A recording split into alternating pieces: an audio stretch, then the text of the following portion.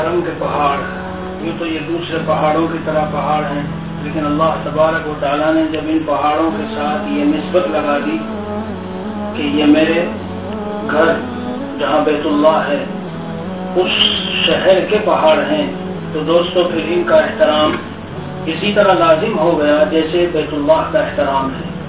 قرآن میں اللہ تعالیٰ کا ارشاد ہے وَمَن يُعَظِّمْ شَعَائِرَ اللَّهِ فَإِنَّهَا مِن تَقْوَى الْقُلُوبِ، شعائر اللہ کی جو تعظیم ہے تو جتنی حدود حرم ہے وہ ساری قابل احترام، اور اس میں صفا مروہ بیت اللہ ملتزم یہ سارے مقامات وہ ہیں کہ جو قابل احترام، اور جو ان کا احترام کرتا ہے اللہ تعالیٰ فرماتے ہیں اس کے دل میں تقویٰ ہے، اس لیے ان کا احترام کر رہا ہے۔ اس سے متعلق حضرت والا کے اشعار ہیں میری نظروں میں تم ہو بڑے محترم یا جبال الحرم یا جبال الحرم، میری نظروں میں تم ہو بڑے محترم یا جبال الحرم یا جبال الحرم، یہ دعائے حرم لذت ملتزم ہو عطا سب کو یہ نعمت مغتنم، یہ دعائے حرم لذت ملتزم ہو عطا سب کو یہ نعمت مغتنم، میری نظروں میں تم ہو بڑے محترم یا جبال الحرم یا جبال الحرم۔ اللہ تبارک و تعالیٰ جس بندے کو دوست و حرمین پہنچاتے ہیں یہ اس کی سعادتوں میں سے بہت بڑی سعادت ہے، اللہ تعالیٰ کی بہت بڑی عطا ہے، اور بالخصوص حرمین کی دعاؤں کا قبول ہونا، اللہ تعالیٰ کے قرب میں اضافہ ہونا، اور کیوں نہ ہو جبکہ اللہ تعالیٰ نے اپنے گھر کو رکھا ہی اسی لیے ہے۔ جو کسی کی چوکھٹ اور کسی کے در پہ پہنچتا اور اس کو پکارتا ہے میرے دوستو، تو مالک جو مکان والا ہے وہ اس کو محروم نہیں لوٹاتا، تو وہ اللہ جو کریم ہی نہیں بلکہ اکرم الاکرمین ہے، کائنات میں اتنا کرم والا اور اتنا جود و سخا والا اور اتنا نالائقوں پر اپنی جانب سے فضل اور احسان کا معاملہ کرنے والا، بلا استحقاق کسی کو کچھ دینے والا، جتنی میرے دوستو اللہ تعالیٰ کی ذات عالی ہے اتنا کوئی نہیں ہے، تو وہ اس کے در پہ لوگ جائیں تو وہ محروم بھیجے گا وہاں سے؟ وہ محروم لوٹائے گا؟ کبھی نہیں۔ اللہ کے در پہ جانا، اللہ تعالیٰ اپنے در پہ بلا رہے ہیں اور بھیک مانگنے کی توفیق دے رہے ہیں، اور بندہ ملتزم سے چمٹ چمٹ کر اللہ تعالیٰ کے سامنے آہوزاری کر رہا ہے، بڑی لذت کے ساتھ دعائیں مانگ رہا ہے، اپنی جھولی بھر رہا ہے، اور رات و دن خدا سے اپنی دنیا اور آخرت کی حاجتیں طلب کر رہا ہے۔ میرے محترم دوستو، وہ اکرم الاکرمین اللہ وہاں سے ہمیں خالی نہیں لوٹاتا، لیکن ایک عجیب سبب اس میں ہے کہ بیت اللہ خود اللہ کا گھر مقصود نہیں۔ میں بھی حضرت والا کے شہر کی تشریح لکھ رہا تھا کہ صحابہ کرام نے ترک وطن کیا اور ہجرت کر لی اور مکے کو چھوڑ گئے، مدینہ پہنچ گئے، حالانکہ مدینے میں تو بیت اللہ نہیں ہے، مدینے میں تو اللہ کا گھر نہیں ہے۔ اس ہجرت نے ہم کو یہ سبق دیا کہ جب اللہ کا حکم ہو تو ہمارے محبوب پیارے اللہ ایسے ہیں کہ جب اللہ کہے تو پھر اللہ کے گھر کو بھی چھوڑ دیا جائے گا، اور اصل اللہ کا حکم ماننا ہے، اپنے جذبات کی اتباع نہیں۔ اس لیے دوستو آج کے جو دن ہے سعودیہ میں یوم عرفہ، تمام لوگ عرفات کے میدان میں ہیں، اگر آج کوئی اللہ کے گھر کو چمٹ جائے اور یوں کہے کہ میں تو عرفات بھی جاتا ہوں، وہاں اللہ کا گھر تھوڑا ہی ہے، وہاں بیت اللہ تھوڑا ہی ہے، وہاں ملتزم تھوڑا ہی ہے، اللہ نہیں ملیں گے اس کو۔ ہاں اللہ نہیں ملیں گے دوستو۔ معلوم ہوا اللہ کے حکم کی خاطر اللہ کے گھر کو بھی چھوڑا جائے گا۔ اور دین اصل اسی کا نام ہے کہ جس وقت جو اللہ کا حکم ہو بس اس کو مان کے چلنا۔ آج حاجیوں کو یہی حکم ہے، جاؤ عرفات میں، اگر نہیں جاتے اور ملتزم سے چمٹ کے دعائیں مانگو گے، نہ میں ملوں گا نہ تمہارا حج قبول ہوگا۔ پوری امت کی پوری زندگی کے لیے یہ سبق ہے۔ کبھی اللہ فرماتے ہیں نماز پڑھو، نماز کے ذریعے سے میں ملوں گا۔ روزہ رکھو، ابھی کل کا روزہ آ رہا ہے، سنۃ الذی قبلہ والسنۃ الذی بعدہ، ایک سال پہلے اور ایک سال بعد کے گناہ اللہ تبارک و تعالیٰ معاف فرماتے ہیں۔ اتنی فضیلت ہے، آئندہ کل جو دن یہاں آ رہا ہے اس دن کے روزے کی اتنی فضیلت، ایک سال پہلے اور ایک سال بعد کے تمام گناہ معاف۔ لیکن یہ یاد رکھنا چاہیے جن گناہوں کی معافی کی بشارت اس حدیث پاک میں اور فضیلت ہے میرے دوستوں، وہ صغائر گناہ ہے، کبائر گناہ نہیں ہے۔ اعمال سے کبائر گناہ معاف نہیں ہوتے، صرف صغائر ہوتے ہیں، صغیرہ گناہ۔ لیکن بہرحال کل کا روزہ رکھے تو اللہ تعالیٰ کا قرب ملا، گناہ معاف ہوئے۔ لیکن جس دن بقرعید آ گئی، اللہ تعالیٰ نے حکم دے دیا کہ آج میری میزبانی اور تم میرے مہمان ہو، کھاؤ پیو، اگر آج روزہ رکھو گے تو گنہگار ہو جاؤ گے۔ معلوم ہوا کہ اصل اللہ کے حکم کے ماننے کا نام ہے۔ آج کا جو وہاں عرفات کا دن ہے وہ ہمیں یہ بھی یاد دلاتا ہے، جب اے انسانوں خود گھر والا کہے کہ یہاں سے نکلو باہر چلو تو پھر وہاں ان میدانوں میں جا کر ہی مجھے تم پاؤ گے، میں یہاں گھر پر نہیں ملوں گا۔ اسی لیے صحابہ کرام کو جب حکم ہوا کہ گھر چھوڑو اور مدینہ منورہ ہجرت کر کے پہنچو تو دوستو وہ سارے پہنچ گئے۔ تو ملتزم کی دعا، بیت اللہ کی دعا، اللہ کے گھر کی حاضری بہت بڑی سعادت ہے۔ لیکن جب اللہ ہی کا حکم ہو کہ چلو یہاں سے نکلو تو اللہ کے لیے پھر سب کچھ قربان کرنا پڑے گا۔ یہ جو حضرات وہاں ہیں تو ادھر آ جائیں، یہاں جگہ ہے کم ہو بڑے محترم یا جبال الحرم یا جبال الحرم، یہ دعائے حرم لذت ملتزم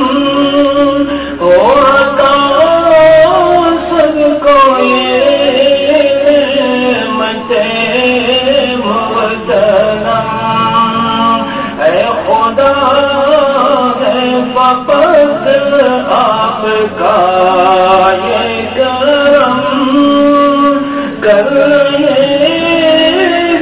جو ہم سب طواف حرم، اے خدا ہے فقط آپ کا یہ کرم کرنے جو ہم سب طواف حرم۔ قرآن میں اللہ تعالیٰ نے اعلان فرمایا کہ وَلَوْلَا فَضْلُ اللَّهِ عَلَيْكُمْ وَرَحْمَتُهُ مَا زَكَىٰ مِنكُم مِّنْ أَحَدٍ أَبَدًا، کہ تمہارا تزکیہ نفس اور تمہارے نفس کو مزکہ مجلہ کرنا، تم کو تقویٰ دینا، تم کو اپنی محبت کا عطا کرنا، میرے قرب کا مل جانا، میری رضا کا حاصل ہونا، یہ سارا میں تم پر فضل کرتا ہوں۔ یہ مت سمجھ لینا کہ ہمارا کوئی کمال ہے کہ ہم پہنچ گئے، ہم نے یہ کر لیا، ہم چلے گئے۔ میرے دوستو، ما اصابک من حسنۃ فمن اللہ، جو بھی نیکی اور بھلائی پہنچ رہی ہے وہ صرف اللہ کی طرف سے اس کا کرم ہے، فضل ہے۔ ہمارا کوئی استحقاق اور حق نہیں کہ ہم اللہ سے کہیں کہ ضرور دینا پڑے گا اس لیے کہ یہ حق ہے۔ وَمَا بِكُم مِّن نِّعْمَةٍ فَمِنَ اللَّهِ، جو بھی نعمت تم کو پہنچی فَمِنَ اللَّهِ، وہ صرف اللہ تعالیٰ کی طرف سے ہے۔ حضرت والا فرما رہے ہیں آج اللہ نے ہمیں اپنے گھر بلایا اور بیت اللہ کا طواف کر رہے ہیں، یہ صرف اللہ کا فضل اور اس کا کرم ہے۔ میرے محترم دوستو، اللہ والے جو اللہ سے لوگوں کو واصل کرتے اور ملاتے اور اللہ کی راہ دکھلاتے ہیں، ان کے ساتھ اللہ تعالیٰ کا کرم اور فضل کا معاملہ آپ دیکھیں۔ وہ خود طواف کرتے ہوئے ہوتے ہیں، لیکن جن لوگوں کو انہوں نے بتوں سے چھڑا کر حقیقی معبود اللہ سے جوڑا، اور حرام رشتے اور حرام تعلقات اور ناجائز دوستیوں سے نکال کر جو کہ جہنم کا راستہ تھا جنت کا راستہ دکھایا. تو دوستوں وہ خود طواف نہیں کر رہے، لیکن ان کی برکت سے، ان کی ہدایتوں سے اور ان کی تعلیمات سے جب وہ وہاں پہنچے تو ثواب اور اجر پا رہے ہیں. آج ہمارے حضرت والا کے پاس پھولوں کی جو کثرت، جس طرح سے پھول میدان عرفات سے حضرت کے لیے دعائیں ہو رہی ہیں، یہ موجودہ کیش تحفہ ہے، نقد، جسے نقد تحفہ کہتے ہیں. ہم اپنی آنکھوں سے دیکھیں اور سبق لیں اس سے. اللہ پر فدا ہو کر جب لوگوں کو اللہ کی راہ کوئی بتاتا ہے تو اس کا کیش اور نقد کتنا فائدہ ہے. کون میاں کس کو پوچھے؟ مال والے مال، دکان والے دکان، کاروبار والے کاروبار میں لگے مست ہیں. نفسی نفسی کا عالم، کوئی نہیں پوچھتے کسی کو. لیکن میرے اور آپ کے ذریعے اگر کوئی ہدایت پا گیا ہو، حرام محبتیں چھوٹ گئی ہو، عشق بازیوں سے نکل گیا ہو جی، اور اس کو راہ حق ملی اور پھر وہ حج کرنے گیا تو کسی قدم پر بھی اپنے شیخ کو بھولے گا نہیں کہ مجھے انہی کی وجہ سے یہ راستے ملے ہیں. اور میدان عرفات میں خاص طور سے اللہ کے نبی صلی اللہ علیہ وسلم نے فرمایا کہ یہاں نگاہ کو بچاؤ. خاص ترغیب و ترہیب میں روایت نقل ہے کہ میدان عرفات میں خاص نظر بچاؤ. تو جس نے نظر بچانے کا سبق یہاں سے سیکھا اور اس کو اس کی حلاوت وہاں مل رہی ہے تو میرے دوستو وہ کیسے بھولے گا اپنے شیخ کو؟ کیونکہ سب سے بڑا محسن اس کائنات میں، سب سے بڑا محسن دنیا سے حضور صلی اللہ علیہ وسلم کے تشریف لے جانے کے بعد میرے بھائیوں کون ہے؟ وہ عالم جس نے اللہ کے نبی کی باتیں، قرآن کی باتیں سیکھی اور پھر لوگوں کو سکھائی اور بتائی.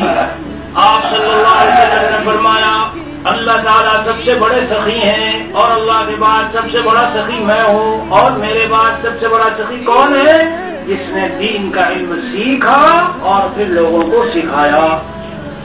اور آپ اور ہم جانتے ہیں میرے دوستو حقیقت علم کیا ہے؟ حقیقت علم وہ ہے کہ جو اللہ سے ملا دے. علم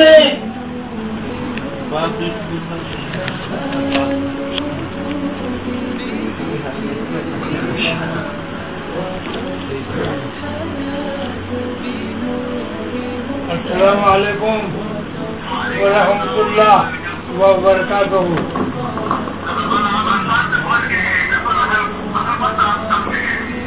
ماشاء اللہ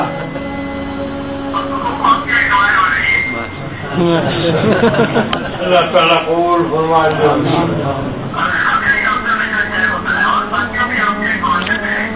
ماشاء اللہ.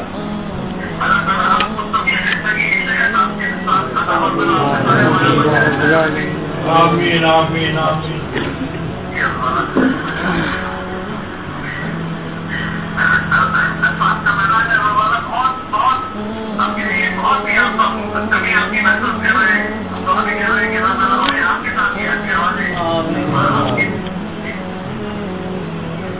ماشاء اللہ.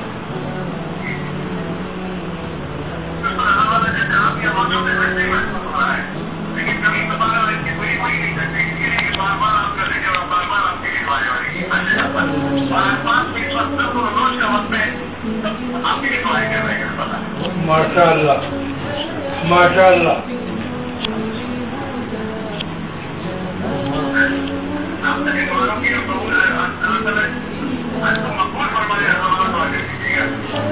اللہ تعالیٰ آپ سب کا حج قبول.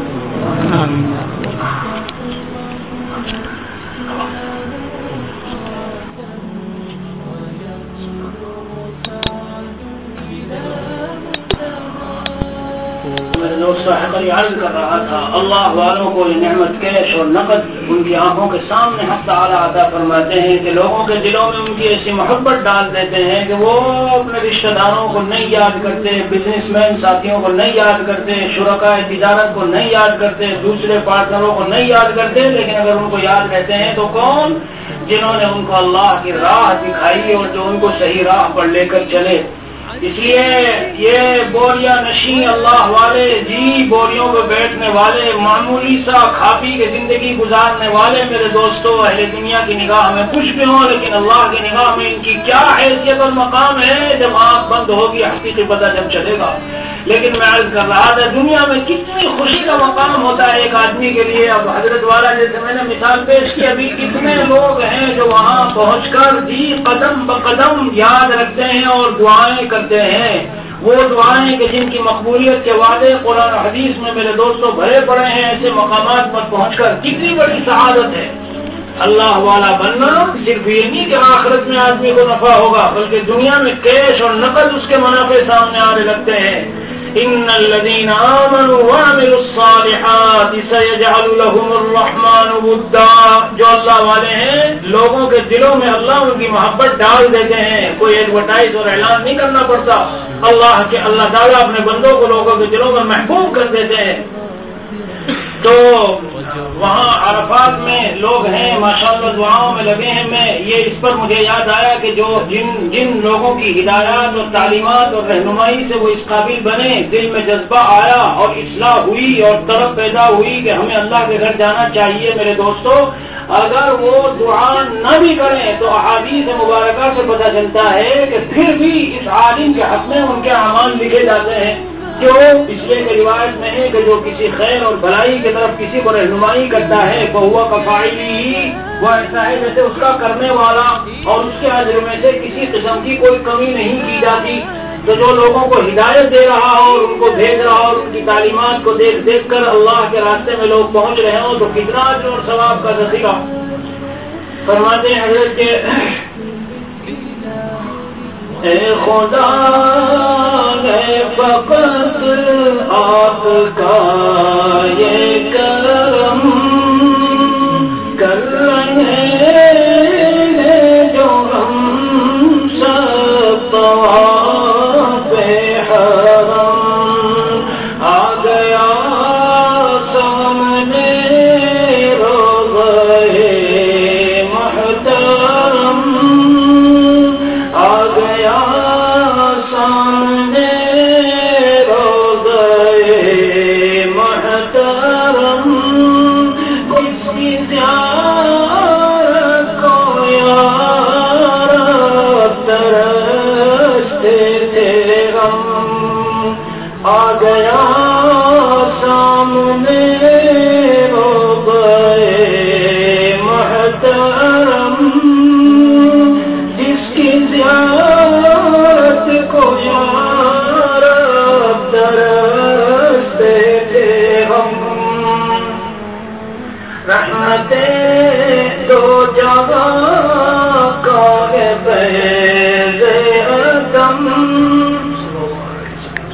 رحمتیں دو جہاں کا ہے فیض عدم. جن کے صدقے میں مسلم و مومن ہے ہم. رحمتیں دو جہاں کا ہے فیض عدم. جن کے صدقے میں مسلم و مومن ہے ہم. آپ ہی کے شرف سے یہ رتبہ ملا, امت مسلمہ ہے جو خیر الامم. آپ ہی کے شرف سے یہ رتبہ ملا, امت